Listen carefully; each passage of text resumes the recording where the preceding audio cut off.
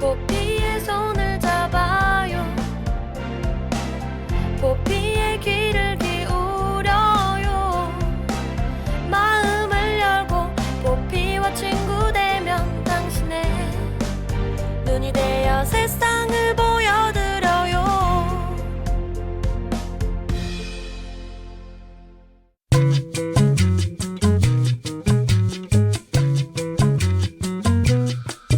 옛날 노나라 교회에 아름다운 바다새 한 마리가 날아와 앉았습니다. 그 새를 사랑한 노나라 임금은 술과 음식, 궁궐의 음악으로 바다새를 극진히 대접했어요. 하지만 그 바다새는 슬퍼하기만 할 뿐 먹지도 마시지도 않은 채 사흘 만에 죽어버리고 말았는데요. 장자 지락편에 나오는 바다새 이야기로 장자는 이는 사람을 대하는 방법으로 새를 기른 것이지 새를 기르는 방법으로 새를 기른 것이 아니다라고 했습니다. 바다새의 타고난 본성을 무시하고 자신의 방식대로 기른 것이 결국 바다새를 죽음으로 이르게 했다는 건데요. 바다새는 바다로 보내주고 물고기는 물에서 설계해야 하듯 상대의 본성에 가장 맞는 대로 그대로 설계해주는 것이 진정한 사랑의 방식이라고 할 수 있겠죠? 장자는 타인에 대한 이해와 배려, 존중은 소통의 기본이고 타인과의 차이를 깨닫는 것의 중요성을 강조했는데요. 사랑한다는 이유로 소중한 사람에게 내 방식을 고집하고만 있지는 않은지 되돌아보게 하는 이야기였습니다. 일방적인 사랑에 대한 장자의 경고를 잊지 마시길 바라면서 2월 23일 화요일 내 손을 잡아요. 출발합니다.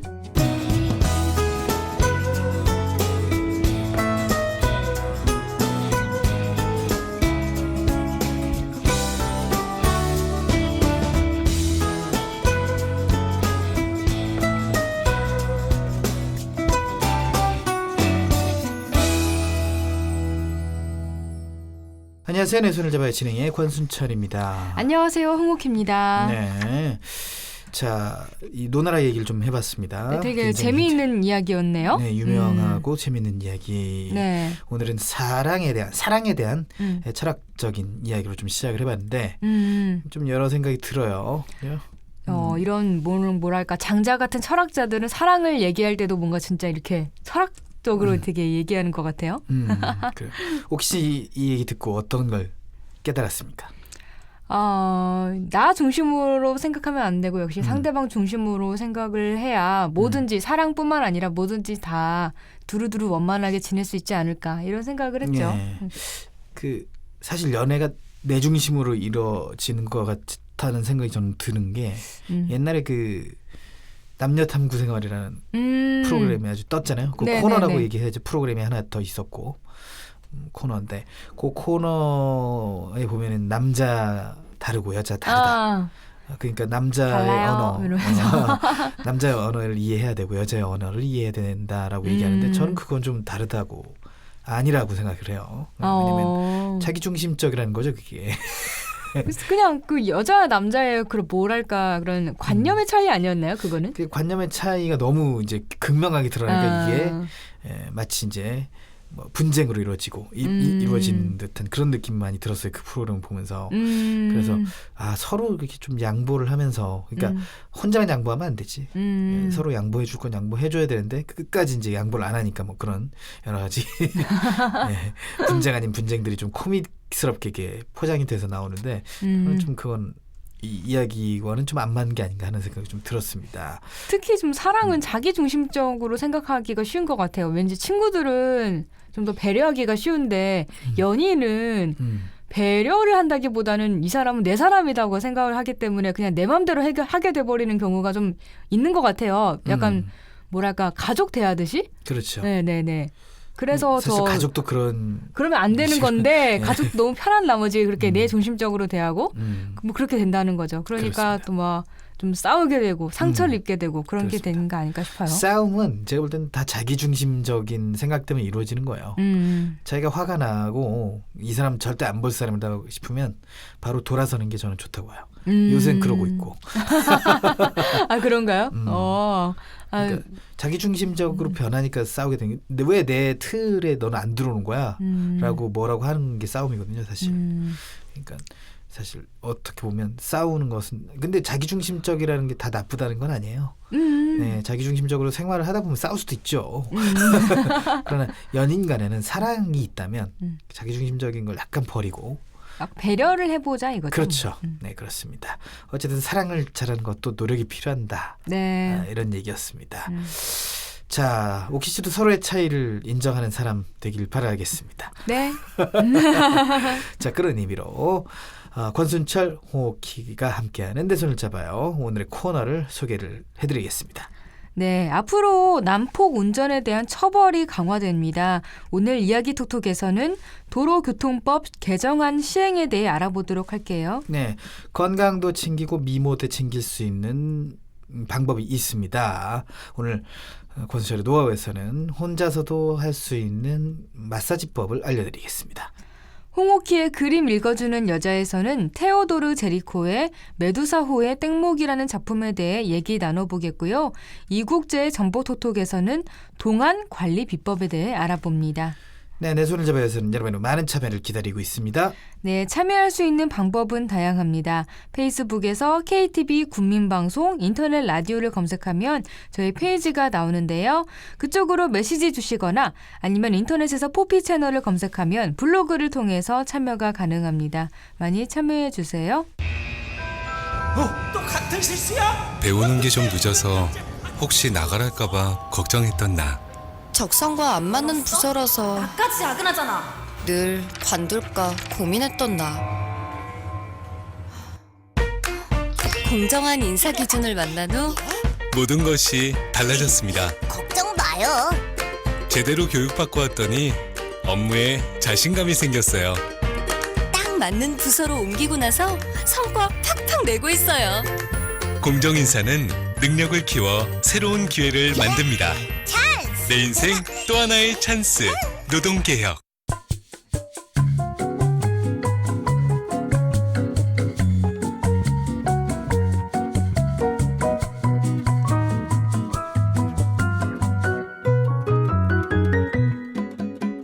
자기, 면허 딴 지 얼마 안 됐는데 운전 이제 되게 잘하네. 아, 그치. 나 규정 속도도 되게 잘 지키고 있고 앞차와 거리도 잘 유지하고 있고 너 너무 완벽한 것 같아 이제. 깜짝이야. 어머. 왜 이렇게 뒷차를 왜 저렇게 경적을 울려대는 거야? 우리 뒷차 방향 지시도 켜지 않고 차량 사이를 비집고 가네. 이거 큰일 났네 이거. 그러니까 말이야, 이거 비사이로 막 가도 아니고 되게 막 난폭 운전하네. 그렇게 해도 되는 거야? 물론 안 돼. 저렇게 난폭 운전을 하면 처벌을 받게 돼. 개정된 도로교통법에 난폭 운전에 대한 처벌 규정이 신설이 됐거든. 아, 그래? 모르는 것도 없구나. 이거 그러면 난폭 운전 목격했을 때는 신고해도 되겠네? 그렇지. 난폭 운전은 엄중한 처벌을 받게 되는 범죄 행위니까 이 국민들의 적극적인 신고와 제보가 꼭 필요해. 네, 오늘은 오키 씨가 연기를 굉장히 자연스럽게 잘하네요. 어떻게 이미지 트레이닝을 하고 있나 보죠? 네. 억지로 대답하는 이미지 건. 트레이닝까지. 아무튼 너무 많다 보니까 이런 꽁트하는 게 많다 보니까 한 1년 하다 보면 1년 하다 보면 제가 이병헌 씨가 되어 있지 않을까? 자, 오늘은 오키 씨가 운전을 하는 상황인데 왜 대답 안 해주세요? 자, 오키 씨 면허 아직 없죠? 있는데 장롱이라 한 번도 안 해봤죠. 그렇군요. 그래서 이런 난폭 운전을 당해본 적은 없어요. 제가 직접적으로. 네. 그냥 듣기만 해봤지. 뭐랄까 갑자기 끼어드는 사람들이 그렇게 많대요. 그럼 방향 지시등 안 켜고 그러면은 운전하는 사람이 깜짝 놀라게 되는 거죠. 갑자기 툭 튀어나오니까 차가. 그래서 사고 날 뻔한 적도 있고 그렇더라고 하더라고요. 네. 이런 난폭 운전이 이제 정말 위험한 게요. 큰 교통사고로 이어질 가능성이 크다는 거거든요. 그렇죠. 그래서 지난해 일어난 교통사고 가운데 신호 위반 같은 난폭 운전으로 일어난 사고는 모두 6만여 건이었대요. 네. 사망자는 1,000여 명에 이르는 것으로 나타났습니다. 그래서 이번에 개정된 도로교통법에는 난폭 운전에 대한 처벌 규정이 포함됐어요. 신호 위반 등 사고 위험성이 높은 위반 행위 9가지를 선정해서 이 중 2 이상을 연달아 하거나 하나의 행위를 반복해서 다른 사람을 위협하는 경우를 난폭 운전으로 규정하고 이에 대해 1년 이하의 징역 또는 500만 원 이하의 벌금에 처할 수 있도록 했습니다. 예, 난폭 운전에 포함되는 위반 행위 9가지가 있다고요? 네. 어떤 행위들이 포함이 되는 건가요? 네.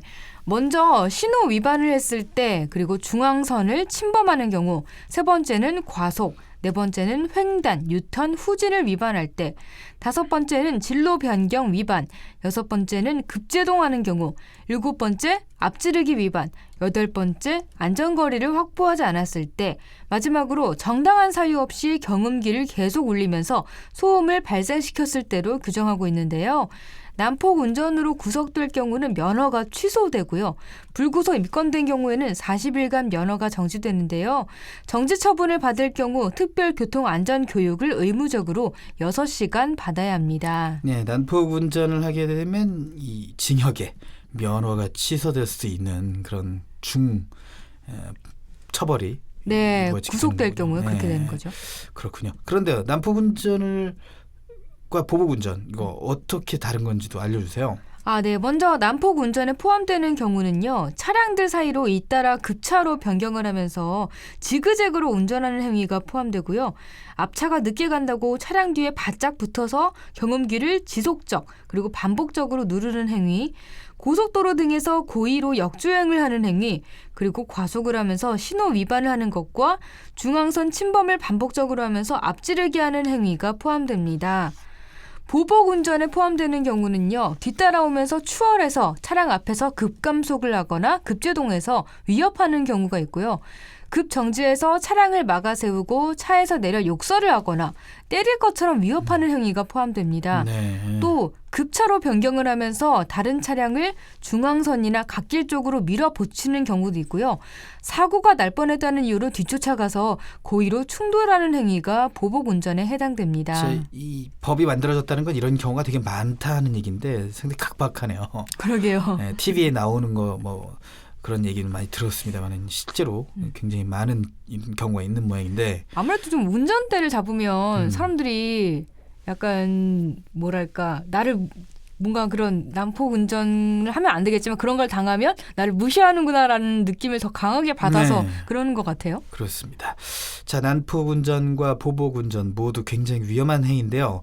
교통연구원의 조사에 따르면 운전자 10명 가운데 4명은 보복 운전을 당한 적이 있다고 답했다고 하는데 이 보복 운전을 당하는 피해자 입장에서는 생명이 좀 위협당하는 정말 무서운 상황일 것 같아요. 네. 이 보복 운전에 대한 처벌 규정 분명히 있겠죠?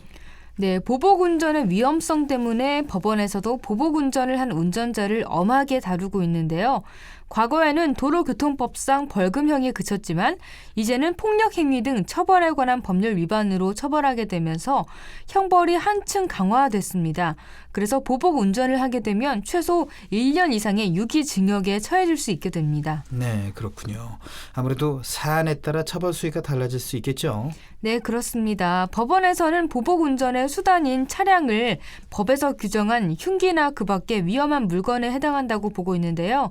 정상적인 속도로 달리는 차량 앞에 끼어들어 갑자기 속도를 줄이는 행동으로 상대 차량 운전자를 위협한 경우에는 사고가 일어나지 않았다고 해도 법률상 흉기 등 휴대 협박죄가 인정되고요.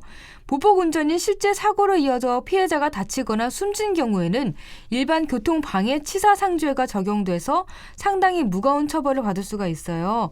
최근에는 살인미수죄를 적용한 판례도 있었고요. 네. 지난해 12월에는 보복 운전으로 형사처벌을 당한 경우 운전면허를 취소하거나 정지하도록 하는 도로교통법 개정안이 의결됐습니다. 네, 난폭 운전과 보복 운전 모두 형사처벌이 가능해지고 면허가 취소되거나 정지된다는 게 이번 도로교통법 개정안의 핵심이겠는데요. 네. 이 밖에 이번 도로교통법 개정으로 어떤 게 달라지는지 좀 알려주시죠.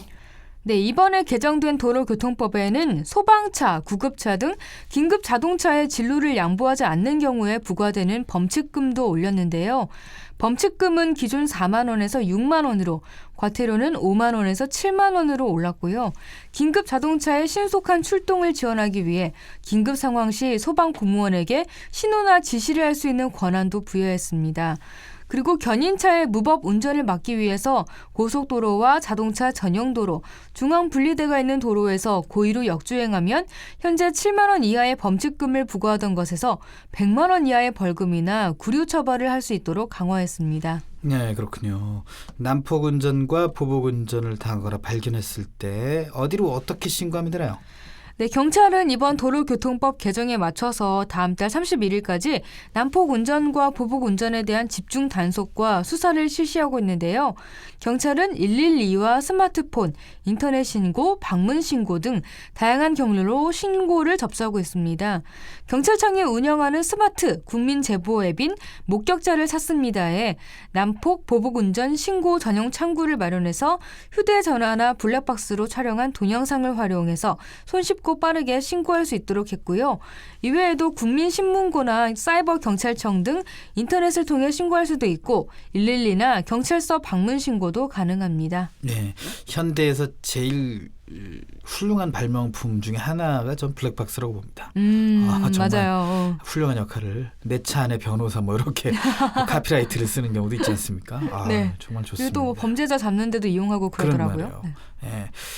난폭 운전과 보복 운전에 대해서는 무엇보다 국민들의 적극적인 신고와 제보가 필요할 것 같아요.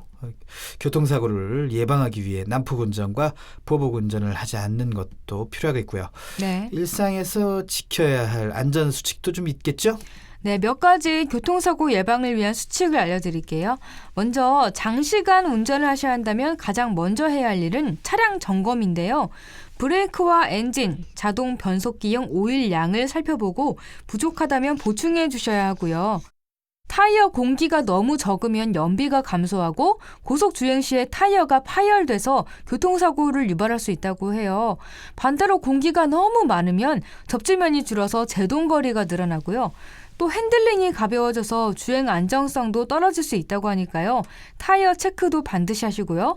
또 만약의 사고에 대비해서 보험회사의 긴급 출동 서비스 연락처와 보험료 영수증, 차량 등록증 등도 챙겨두는 게 좋다고 합니다. 네, 안전벨트 착용은 기본이겠죠? 네, 그건 기본 중에 기본이죠.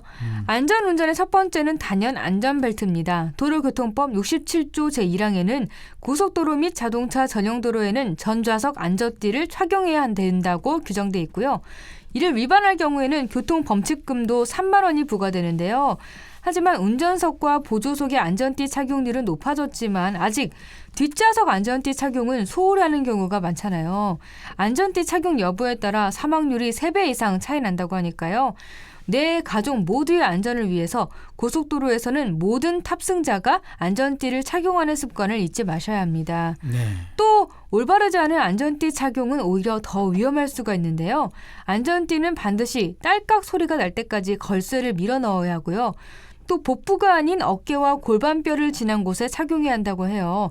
안전띠에 꼬인 부분이 있을 경우에는 내장 파열을 일으킬 수 있으니까 평평하게 펴서 매는 것도 기억해 두시는 게 좋겠습니다. 자, 안전벨트 매는 것도 좀 중요하지만 올바르게 좀 매야겠다라는 생각도 듭니다. 네, 안전벨트가 안전하라고 하는 건데 잘못 매면 더 위험해질 수가 있으니까요. 그렇죠.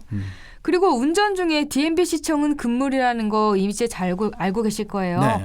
운전 중 DMB 시청만큼 위험한 것이 바로 운전 중에 통화를 하는 것인데요. 네. 일반적으로 운전 중 휴대전화 사용을 하는 운전자가 일반 운전자보다 교통사고를 일으킬 확률이 4배 이상 높다고 하고요. 운전대 조작 실수나 급브레이크, 신호 위반, 차선 위반 등을 하게 될 확률이 30배나 높다고 하니까요. 운전 중에는 가급적 전화통화도 하지 않는 게 좋겠습니다. 난폭 운전과 보복 운전으로 큰 교통사고가 발생하는 경우도 종종 있었잖아요. 이 도로 위에서 난폭 운전과 보복 운전이 사라질 수 있도록 단속 처벌도 철저하게 이루어져야겠고 적극적인 신고와 제보도 필요할 것 같습니다. 안전운전을 생활화할 수 있도록 우리의 의식도 변화해 나가야 할 것 같습니다. 내 손을 잡아요에서는 여러분의 많은 참여를 기다리고 있습니다. 알고 싶은 정보가 있다, 방송에 참여해보고 싶다, 함께 나누고 싶은 사연이 있다, 모두 좋습니다. 페이스북에서 KTV 국민방송 인터넷 라디오를 검색하면 저희 페이지가 나오는데요. 그쪽으로 메시지 주시거나 진행자에게 메시지를 보내주세요. 그리고 인터넷에서 포피 채널을 검색하면 블로그를 통해서도 참여가 가능합니다. 방송을 들을 수 있는 방법도 알려드릴게요. KTV 홈페이지와 모바일 앱 팟빵으로 접속하면 실시간으로 들을 수 있습니다. 그리고 유튜브를 통해서도 만날 수 있으니까요. 혹시 실시간으로 진행되는 방송을 놓치신 분들은 팟캐스트 서비스를 이용하면 다시 들으실 수 있습니다. 도대체 언제 할 거야? 이제 빨리 하고 보고 드리겠습니다. 아니, 퇴근 언제 할 거냐고. 근로시간이 줄어듭니다. 나 회사 관두게 됐어. 그럼 다음 달 생활비는? 실업급여 받으면서 천천히 찾아보자, 여보. 실업급여가 늘어납니다. 최 씨, 오늘이 마지막 출근이에요. 내일부터 정규직으로 출근해요. 정규직 전환이 쉬워집니다. 노동개혁으로 대한민국이 새 출근합니다.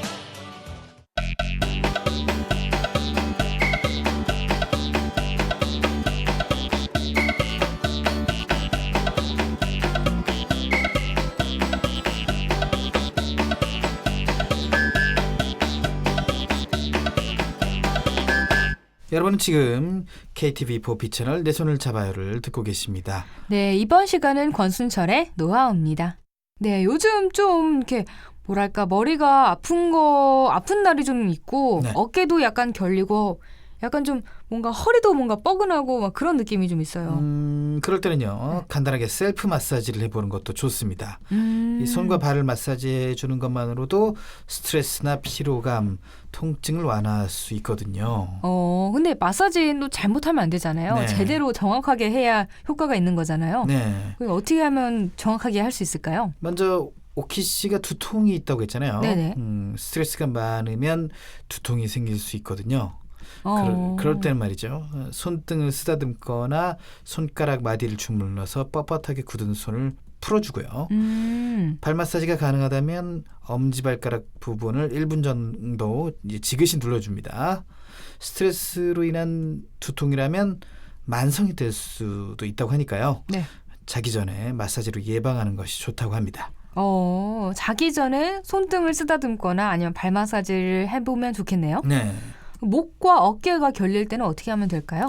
자, 올바르지 않은 자세로 오랫동안 앉아 있거나 스마트폰을 자주 보게 되면 목과 어깨가 뻐근하게 되죠. 네. 구부정한 자세로 생활하면 머리도 이 혈액 공급이 제대로 되지 않아서 어깨 결림이 자주 발생한다고 해요.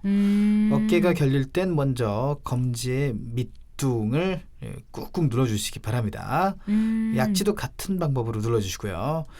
그리고 검지와 중지, 약지를 차례대로 뒤로 젖혀주시면 되는데요. 반대쪽 손도 똑같이 반복해 주시면 됩니다. 목에 좋은 발 마사지법도 알려드릴게요. 네. 목은 엄지발가락 아랫부분과 연결되어 있거든요. 그래서 잠을 불편하게 자서 목이 아프거나 뻣뻣해졌다면 엄지발가락 아랫부분을 1분 동안 지압해 주는 것이 좋고요. 목이 자주 뻐근해진다면 눌러줘가지고 예방을 해주는 것도 좋습니다. 목과 어깨가 결리는데 이렇게 손 마사지, 발 마사지 이런 거 한다는 게 되게 신기해요. 네, 이게 경락 이게 다 이게 있는 거죠. 경락이 흐르는 경혈을 눌러주면 해당 부분이 굉장히 그게 반드시 목이 아닐지라도 그러니까 치료가 목을 된다. 마사지하는 것보다 손을 마사지하는 게 더 효과가 크다는 거잖아요, 그렇죠? 뭐 효과가 클 수도 있다는 거죠. 이걸 작가님이 또 집에서 해보셨대요. 목에 좋다는 발 마사지를 따라해봤는데 그 엄지발가락 아랫부분 1분 동안 지압해주는 거 해봤더니 뭐랄까 스트레칭이나 직접 주무르는 것보다 발 마사지를 했을 때 목이 더 가뿐해지고 좋아졌대요. 그렇죠. 이건 진짜 효과가 바로 있나 봐요. 네, 이게 한의학적으로 연구가 된 결과니까 거기를 지압하거나 뭐 침을 놓거나 이러면 굉장히 좋아지겠죠. 물론 이제 침을 놓게 되는 것은 손끝 발끝은 굉장히 아프기 때문에 네, 어쨌든 그렇고요. 이 오래 앉아 있다 보면 그 어깨도 결리지만 허리도 좀 아파요. 네, 요즘 좀 허리가 약간 뭐랄까 똑바로 잘 안 되는 느낌? 그런 느낌이 들어요. 이 허리 통증은 절반 정도가 특별한 치료 없이 며칠 내로 증상이 호전이 되지만 이 지압을 함께 해주면 더 도움이 된다고 하는데요. 먼저 중지와 연결된 손등 윗뼈를 반대손 엄지로 눌러주면 허리 통증이 완화되고요. 옆구리가 아플 경우에는 엄지 아래와 새끼손가락인 소지 이 아래 바깥쪽을 자극해주면 됩니다. 또 허리에 좋은 발 마사지법이 있다고요? 네, 이 허리가 욱신거린다면 발바닥 가장 아래쪽인 발 뒤꿈치 쪽을 1분간 꾹꾹 눌러주면 이 찌릿한 허리 통증을 개선할 수 있다고 해요. 저도 그 알고 있는 손 지압법이 하나 있는데요. 네. 속이 불편할 때 있잖아요. 제가 좀 속이 자주 아픈 편이라 이런 걸 알고 있는데 검지의 손등 윗뼈 바로 윗부분을 이렇게 툭툭 눌러주거나 네. 아니면 엄지와 검지 사이에 움푹 들어간 부분을 눌러주는 건데요.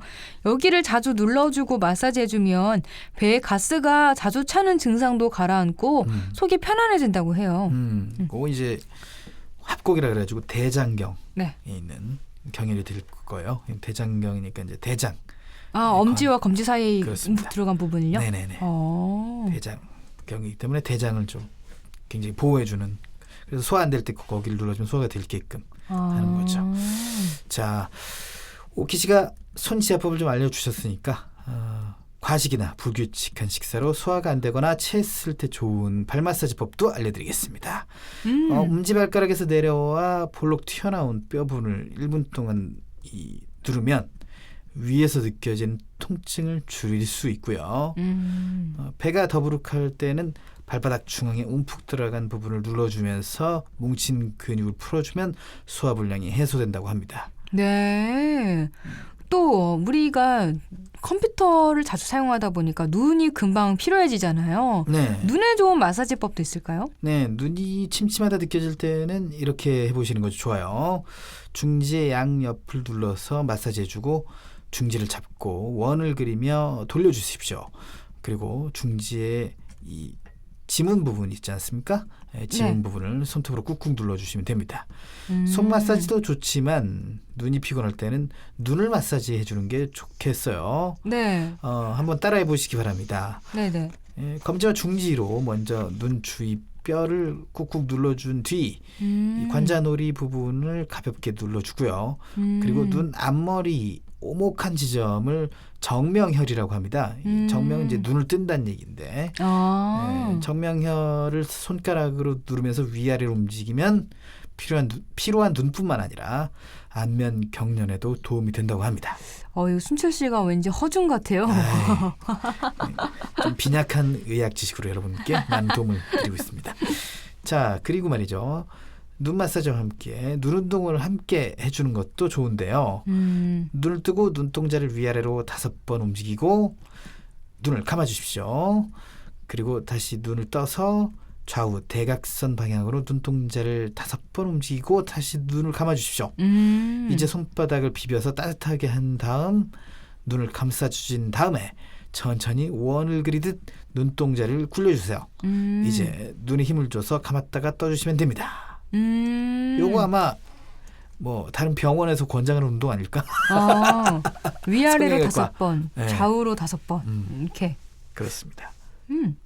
뭔가 되게 시원할 것 같아요. 하기만 해도. 음. 그리고 뭐 이게 그냥 가만히 앉아서 할 수 있는 거니까 뭐 따로 이렇게 뭐 도구 같은 것도 필요 없고 네. 간편하게 할 수 있을 것 같은데요. 그렇습니다. 눈이 피곤하게 느껴지는 건 잠이 부족해서일 수도 있는데 잠이 부족할 땐 중지의 손등 부분을 문질러주고 엄지와 소지도 같은 방법으로 문질러 주십시오. 그리고 양손 손가락 소지가 어디예요? 소지가 새끼손가락을 얘기합니다. 아. 네, 아까 제가 말씀드렸습니다. 아. 자, 그리고 양손 손가락을 마주 대고요. 한 손가락씩 교차하면서 젖혀주면 피로 회복에 도움이 된다고 합니다. 네. 그리고 또 마사지라고 하면은 약간 여자들은 피부 마사지랄까 경락 이런 것도 생각이 나는데요. 네. 예뻐질 수 있는 마사지 방법도 알려주세요. 네, 갸름한 V라인을 갖고 싶으시다면 한번 따라 보십시오. V라인 좋아요. 네, 먼저 양손을 살짝 주먹을 쥐고 턱의 중앙부터 시작해서 귀 뒤쪽으로 가볍게 쓸어 올려주시고요. 귀 뒤쪽을 주먹을 쥐고 가볍게 원을 그리면서 마사지해 주십시오. 이렇게 10번 반복을 해주시면 됩니다. 이거 TV에서 본 방법 같아요. 네, 이 방법은 턱 근육을 이완시켜주고 피부 탄력을 증진해주는 동작으로 남성분들은 페이스 오일을 바르고 마사지하면 한결 수월하게 하실 수 있다고 하는데요. 아마 이게 털 때문에 그런 것 같은데 네, 매일 꾸준히 반복을 한다면 V라인이 생긴다고 합니다. 순철 씨도 V라인에 관심 있으세요? 아니요, 없습니다. 왜? 저는 뭐 생긴 대로 사는 거죠. 단호하네 아주. 네. 단호박이네. 뭐 못생긴 편은 아니니까요. 그래요, 맞아요. 네. 자부심을 가지세요. 그렇습니다. 그리고 또 이 다크서클 이거 고민이신 분들 굉장히 많아요. 다크서클. 이 다크서클을 완화해주는 마사지법이 있다고요? 네, 그렇습니다. 이거는 작가님이 또 특별히 부탁하셨대요. 자기 다크서클 없앨 수 있는 마사지법 알려달라고. 아니, 이게 동안으로 알고 있는데. 동안인데 다크서클이 약간 좀 콤플렉스이신가 보죠? 네, 그래요. 어쨌든 김 작가님이 잘 들으셨으면 좋겠네요. 더 젊어지시라고. 네. 더 젊어지면 어떻게 하라고. 자, 다크서클을 완화해주는 마사지법은요. 먼저 엄지로 눈썹의 앞쪽에서 뒤쪽으로 가볍게 눌러주십시오. 그리고 검지와 중지를 이용해서 눈 아래쪽을 눈 머리에서 눈꼬리 쪽으로 가볍게 누르면서 마사지해주세요. 이 방법을 10번 반복을 해주시면 됩니다. 이 방법은 눈가 주변의 혈액순환을 도와서 다크서클을 완화해주는 건데요. 예, 이 혈액순환이 안 되니까 이 검게 뭐가 내려오는 거죠. 그러니까 피가 잘 안 돌고 검은 피가 이제 돌다 보니까. 자, 양손을 비벼서 열감이 생긴 상태에서 마사지 해주면 더 혈액순환에 효과적이라고 합니다. 이제 네. 안마할 때도 손을 따뜻하게 하라고 많이들 권고하죠. 아, 네. 그렇군요. 그리고 또 여자들의 고민이 다크서클뿐만 아니라 주름이거든요. 네. 하나둘씩 생겨가는 주름이 참 고민인데 주름을 예방할 수 있는 마사지법이 있다고요? 네. 먼저 미간에 생기는 주름을 예방할 뿐 아니라 눈 피로 해소에도 도움이 되는 동작을 알려드릴게요. 양손을 가볍게 주먹 쥐고 관자놀이에서 시작해 사선 방향으로 당겨주면서 3초 이상 눌러주십시오. 평소에 자주 반복해 주시는 것이 이제 미간의 주름 예방에 도움이 된다고 합니다. 이불을 가볍게 다물어서 볼에 바람을 가득 넣고 5초간 기다려주세요. 양쪽 볼에 번갈아가며 바람을 넣었다 빼기를 반복해 주시면 되는데요. 팔자주름이 생기기 쉬운 주변 근육 리프팅에 도움이 되는 동작으로 볼의 옆보다는 위쪽이 부풀 수 있도록 바람을 넣는 것이 중요합니다. 이거는 진짜 간단하네요. 그냥 바람 넣으면 되는 거잖아요. 네. 오, 그러니까 저도 약간 팔자주름 좀 고민이거든요. 그렇군요. 그만큼 제가 많이 웃는다는 얘기인 것 같은데 네. 아무튼 이거 많이 해봐야겠어요. 네. 그래요. 오키 씨를 위해서 이 피부를 맑게 해주는 마사지법도 좀 알려드릴게요. 이것도 궁금하다 진짜. 우리 몸의 림프절은 체내 수분이나 노폐물을 흡수를 해서요. 걸러내주는 기능이 있기 때문에 잘 자극하면 피부 트러블을 줄일 수 있는데요. 림프절은 주로 귀 밑에 모여있기 때문에 세수를 한 뒤에 귀 밑을 부드럽게 마사지하고 목선을 따라 쓸어주시면 돼요. 코와 이마는 수직으로 위로 쓸어 올리고 볼 부위는 귀 옆을 향해 쓸어주십시오. 턱은 귀 밑과 턱 아래 방향으로 쓸어내리듯이 마사지를 해주시면 됩니다. 네, 이거는 세수를 한 뒤에 이렇게 귀 밑을 하고 목선을 따라 하고 막 그러면 되는 거군요. 그렇습니다. 뭐 이렇게 통증을 완화해주면서 예뻐지는 법까지 셀프 마사지법이 정말 무궁무진하다는 걸 오늘 알았는데요. 일단 돈을 들이지 않고 혼자 할 수 있다는 점이 가장 마음에 듭니다. 무엇보다 매일매일 꾸준히 실천했을 때 효과가 있는 거니까요. 매일 작은 실천으로 건강과 미모까지 챙기시길 바랄게요. 내 손을 잡아요에서는 여러분의 많은 참여를 기다리고 있습니다. 알고 싶은 정보가 있다, 방송에 참여해보고 싶다, 함께 나누고 싶은 사연이 있다, 모두 좋습니다. 페이스북에서 KTV 국민방송 인터넷 라디오를 검색하면 저희 페이지가 나오는데요. 그쪽으로 메시지 주시거나 진행자에게 메시지를 보내주세요. 그리고 인터넷에서 포피 채널을 검색하면 블로그를 통해서도 참여가 가능합니다. 방송을 들을 수 있는 방법도 알려드릴게요. KTV 홈페이지와 모바일 앱 팟빵으로 접속하면 실시간으로 들을 수 있습니다. 그리고 유튜브를 통해서도 만날 수 있으니까요. 혹시 실시간으로 진행되는 방송을 놓치신 분들은 팟캐스트 서비스를 이용하면 다시 들으실 수 있습니다.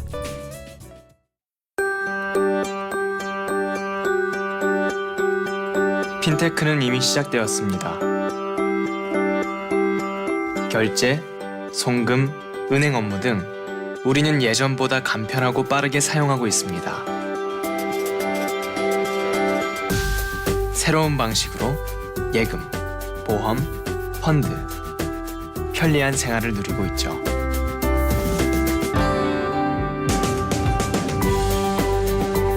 핀테크, 이제 생활입니다. 금융개혁은 이미 시작되었습니다.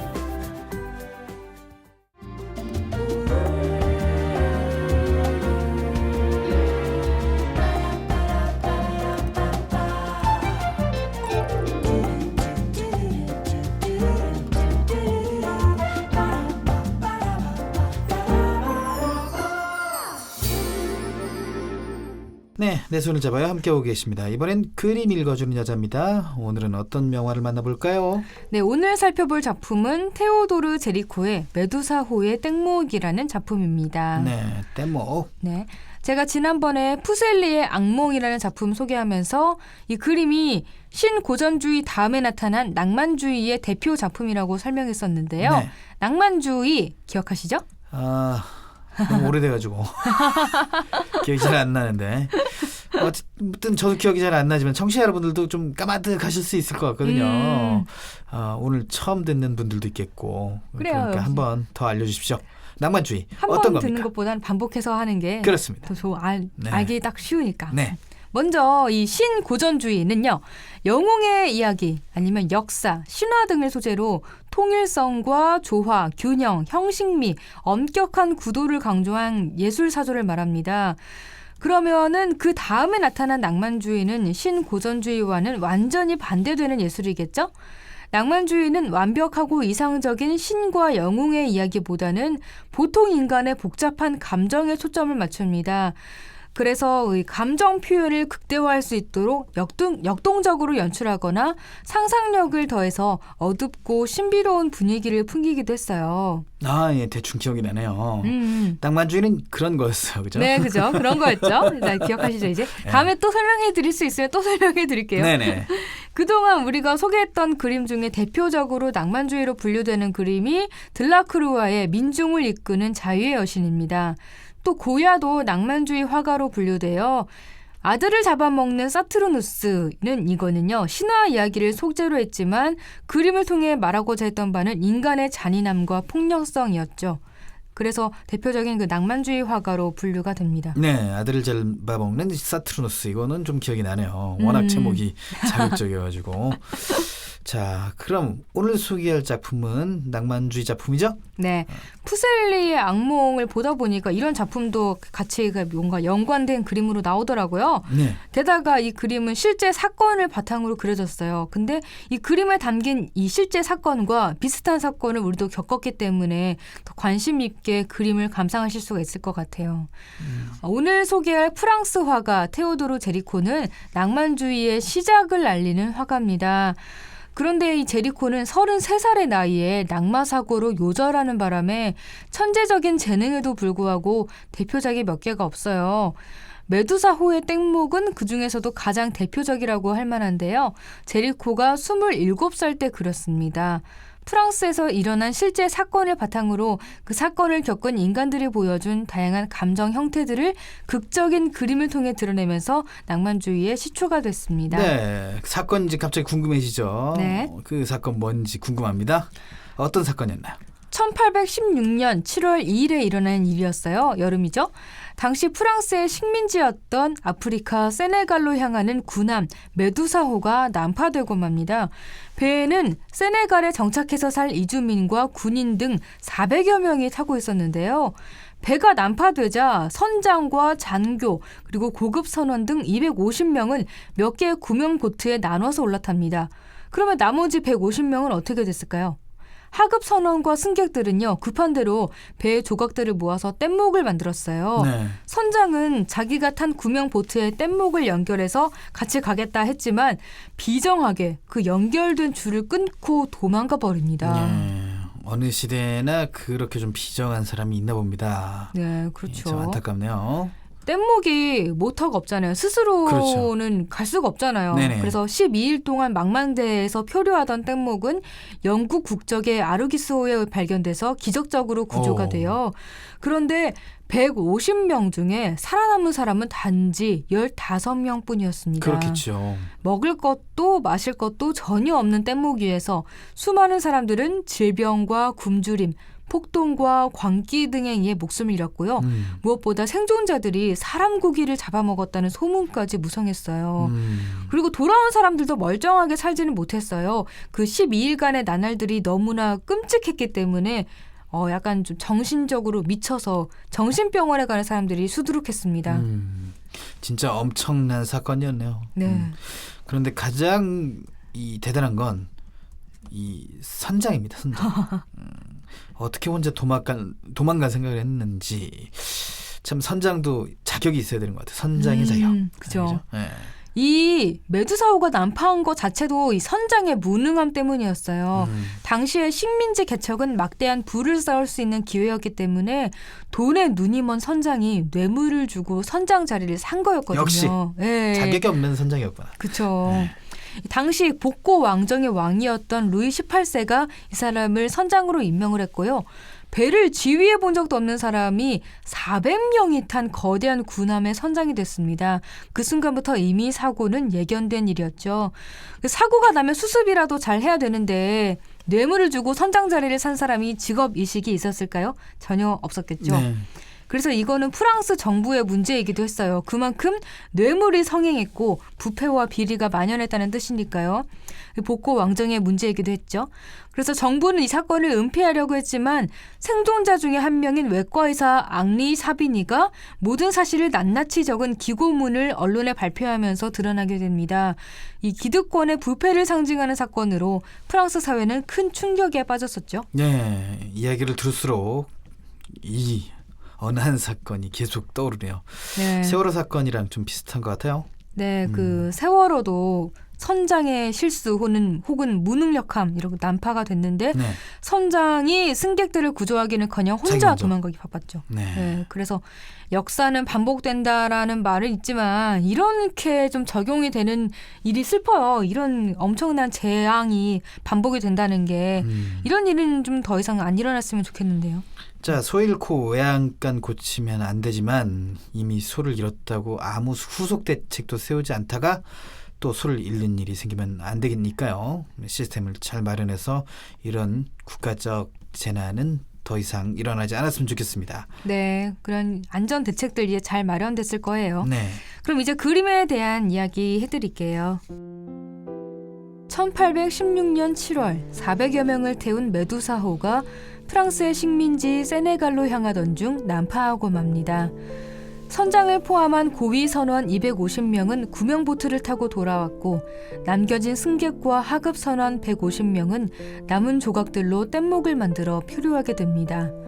아르기스호에 의해 발견돼 구조되기까지 12일 동안 남은 사람들은 굶주림과 질병 혹은 폭동과 광기에 의해 죽어갔습니다. 생존자는 단지 15명뿐이었습니다. 프랑스 화가 제리코는 이 사건을 사실적으로 묘사하기 위해 시체의 얼굴, 질감 등을 살펴본 후에 스케치했고 정신병원에 입원한 생존자들을 찾아가 관찰하거나 당시 상황을 상세하게 묻기도 했습니다. 심지어 직접 뗏목을 만들어 보기도 하면서 오랜 자료조사 끝에 아르기스호에 의해 뗏목이 발견되는 극적인 순간을 그림으로 남겼습니다. 활짝 펴진 채로 바람을 맞고 있는 돛대와 멀리 보이는 배를 향해 모여든 사람들은 두 개의 삼각형 구도를 이루고 있어 화면을 안정적으로 보이게 합니다. 그림을 가득 메우는 뗏목 위에는 수많은 시체들이 뒤엉켜 있습니다. 몸이 거의 뗏목 밖으로 빠져나와 파도에 떠밀려 버릴 듯 아슬아슬합니다.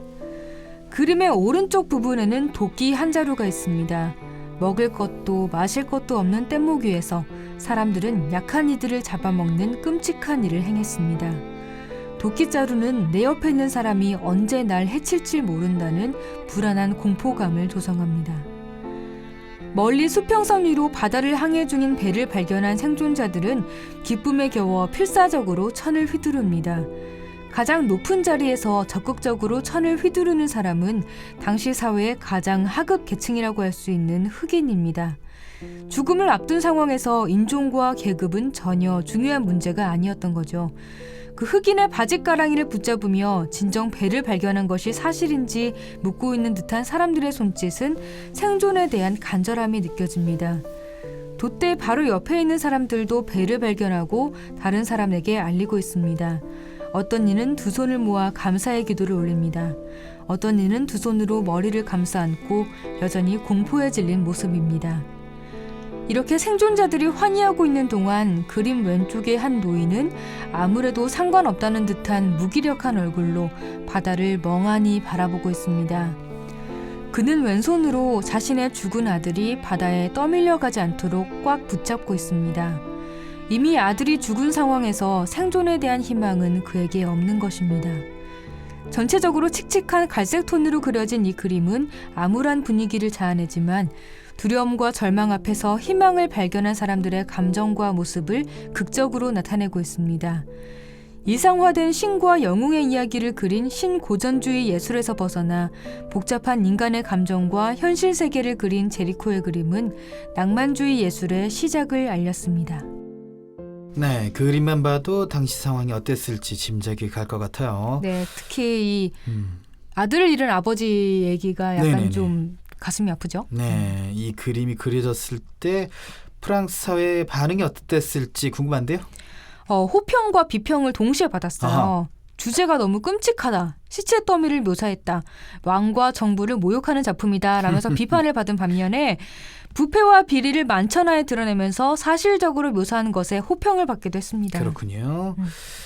메두사호, 메두사호, 그죠? 네, 메두사호. 메두사호 사건을 통해서 우리는 부패한 사회와 리더십이 어떤 재난까지 불러올 수 있는지 생각을 해봐야겠습니다. 오늘은 테오도르 제리코의 메두사호의 뗏목을 살펴봤습니다. 네, 청취자 여러분도 듣고 싶은 작품이 있으시다면 페이스북 KTV 국민방송 인터넷 라디오 페이지나 저희 블로그에 남겨주시면 되니까요. 언제든지 그림 읽어주는 여자의 문을 두드려 주시길 바랍니다. 17년 만에 노사정 대타협이 이루어졌습니다. 하지만 일자리를 찾는 많은 사람들이 대타협의 실천을 애타게 기다리고 있습니다. 그들의 일자리가 빈자리가 되지 않도록 반복되는 쪼개기 계약은 사라져야 합니다. 일하고 싶으면 2년 더 일자리가 보장되어야 합니다. 재취업의 기회가 확대되어야 합니다. 대한민국 모두가 원하는 일자리를 찾을 수 있도록 노동개혁 입법을 응원합니다.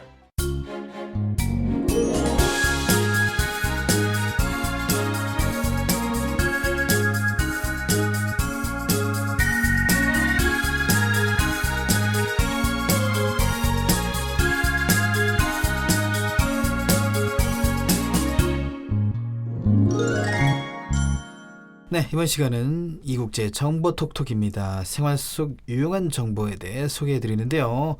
오늘은 어떤 정보가 기다리고 있죠?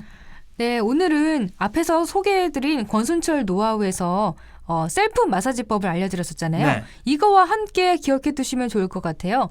동안 관리 비법에 대해 알려드립니다. 이국제의 정보 톡톡. 요즘 길거리를 걷다 보면 나이에 비해서 젊게 사는 분들이 정말 많이 보이죠. 건강은 물론 패션, 취미 활동까지 젊고 액티브하게 생활하시는데요. 타고났겠지, 돈과 시간이 많으니까 가능하겠지라며 부러워만 했던 분들을 위해서 오늘은 의학 박사이자 뷰티 전문가인 조혜경 박사의 젊게 사는 동안 비결을 소개해드리려고 합니다. 조혜경 박사는 50대 초반이라는데요. 하지만 누가 그녀를 50대로 생각할까요? 조혜경 박사는 나이보다 10년 어려 보이는 동안을 갖고 있답니다. 그런데 그 비법은 그녀가 뷰티 전문가여서만은 아니라고 하네요. 환자와 독자들에게 젊음의 비결을 말로 전하는 전문가가 아니라 스스로 실천하는 행동가이기 때문이랍니다. 노화, 누구에게나 방향은 같아요. 다만 속도가 다를 뿐이죠. 라면서 스스로 지독한 관리를 실천하는 그녀. 좋은 음식을 챙겨 먹고 몸에 맞는 운동을 게으리하지 않고 모든 일에 최선을 다해서 몰입하면서 스스로 노화의 속도를 줄이기 위해 노력한답니다. 특히 피부 관리와 몸매 관리보다 더 신경 쓰는 것은 마인드 관리라고 하는데요. 누구보다도 열심히 일하면서 성취감을 느끼고 다른 사람들에게 인정받는 과정이 젊음과 건강의 원동력이라고 하네요. 또한 일에서 오는 스트레스는 다소 거친 운동을 통해서 그때그때 해소해버리는 것이 좋다고 합니다. 자, 그럼 조혜경 박사가 말하는 3가지 동안 비결을 알아볼까요? 첫째 동안 비결은 보습입니다. 보습 3단계로 체크하자. 외모 중에서 나이를 가늠케 하는 척도는 피부입니다. 나이가 들면 피부의 재생 능력이 떨어지면서 주름이나 색소, 탄력 저하 등의 피부 노화 현상이 나타나게 되는데요. 40대에서 50대에는 특히 건조함을 극복해야 하는데 이는 신체 내부, 피부 표면, 외부 환경 등 3방향 케어가 필요합니다. 즉 몸속에서 수분을 충분히 공급해주고 피부 표면에도 직접적으로 보습을 해줘야 하며 외부적으로는 건조한 환경을 피하는 거죠. 그 중에서도 가장 중요한 것이 이너 뷰티, 즉 몸속에 수분을 충분히 공급하는 겁니다. 그러기 위해서는 물과 채소, 비타민 주스 등을 포함해서 하루 2.5리터의 수분 섭취가 필수랍니다. 또 피부 표면은 사람마다 노화 정도와 속도가 다르지만 상황에 따라서 보습 단계를 높여야 하는데요. 나이가 들수록 건성일수록 날씨가 추울수록 유수분 함량이 높은 제품을 사용하는 것이 좋습니다. 또한 보습 관리의 포인트는 한 단계 앞서가는 센스가 필요한데요. 어느 부위든지 이미 처지고 주름진 후에는 해결하기 힘들기 때문에 40, 50대부터는 목, 손등, 전신의 보습 관리를 해주는 센스가 필요하답니다. 마지막으로 건조한 외부 환경을 최대한 피하도록 노력해야 합니다. 건조한 실내, 전열기, 맵고 자극적인 음식, 자외선, 찬 바람은 피부 노화의 적이니까요. 일상에서 이러한 환경을 피하는 것만으로도 피부 노화를 크게 늦출 수 있는 비결이랍니다. 둘째 동안 비결은 일식 3찬입니다. 골고루 먹으면서 다이어트하라. 살이 찌지 않는 체질이라고 하더라도 나이가 들면 체형이 변하고 여기저기 군살이 붙기 마련입니다. 호르몬의 영향으로 신진대사율이 떨어지고 근육량도 감소하기 때문이죠. 하지만 이럴 때 마음은 급하고 웬만한 노력으로는 살이 빠지지 않는다고 해서 극단적인 다이어트를 하는 것은 금물입니다. 특히 원푸드 다이어트나 간헐적 단식은 중년들에게 적당하지 않은 방법이랍니다. 일시적인 체중 감소 효과는 있을지 모르지만 근육 손실 때문에 더 살찌기 쉬운 체질로 변하기 때문이죠. 결국 중년 이후에는 적게 먹으면서 영양소를 골고루 섭취하는 식습관 변화가 가장 좋습니다. 또 유산소 운동뿐만 아니라 웨이트 트레이닝, 필라테스 등을 통해 꾸준히 근력을 키우는 노력이 필요하답니다. 셋째 동안 비결은 야채와 견과류입니다. 야채 주스와 견과류는 꾸준히 챙겨 먹자. 노화를 늦추고 싶은 사람들에게 강력히 추천하는 음식은 바로 야채 주스입니다. 조혜경 박사도 평소 과일과 채소의 가치를 전파하면서 매일 하루 2컵 이상의 야채 주스를 마신다고 하는데요.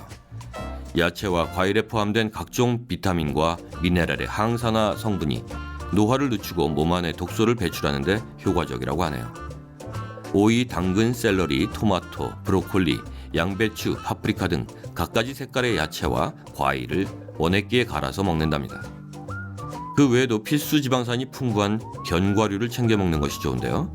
견과류는 혈관 개선에 도움이 되고 노화 방지에도 효과적인 최고의 건강식품이기 때문이랍니다. 조혜경 박사의 3가지 동안 비결 어떠세요? 생각보다 어렵지 않죠?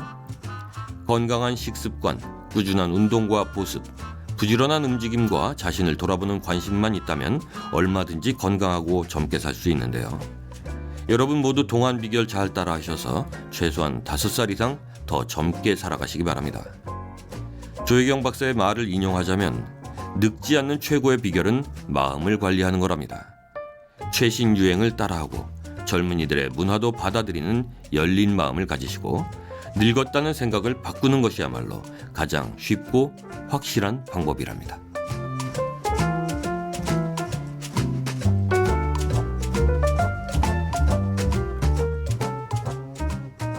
네, 역시 몸에 좋은 식품이 동안 관리에도 참 좋은 거겠네요. 그죠? 네, 보습에 신경 쓰고 건강에 좋은 식품을 골고루 잘 먹는 것만한 방법, 그런 비법이 없는 거예요. 네, 그렇죠. 네, 그리고 마음을 젊게 관리하는 것, 네. 이것도 중요하군요. 네, 이게 제일 중요한 것 같아요. 마음을 관리하는 거. 그러니까 마음이 뭔가 편안하고 뭔가 긍정적으로 생각하고 그래야 얼굴도 그렇게 동안이 된다는 거잖아요. 네.